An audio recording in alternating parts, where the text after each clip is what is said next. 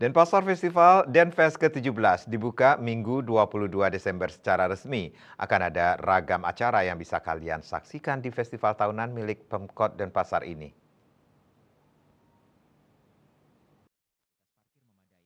Karena digelar selama 4 hari 22 sampai 25 Desember 2024, ratusan stan berpartisipasi dan bisa dikunjungi.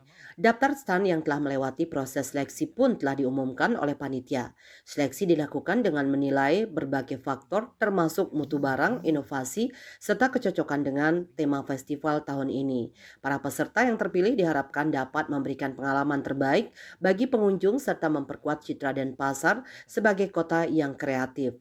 Hasil kurasi ini telah melalui tim kurasi independen sebanyak 190 UMKM yang sebelumnya telah melalui proses kurasi oleh lembaga profesional dinyatakan lolos.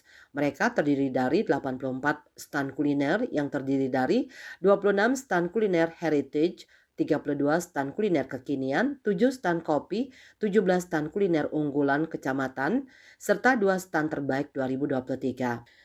Tim kurasi produk kategori kuliner dan kopi dilakukan oleh ICA Indonesia, Chef Association, dan ahli gizi, Pande Putusri Sugiani MKes. Sementara itu produk kria, fashion, dan agro turut dilakukan kurasi oleh Disperindak Kota Denpasar bidang industri, kerajinan, aneka, sandang, dan bidang industri logam, mesin elektronika, telematika, dan agro.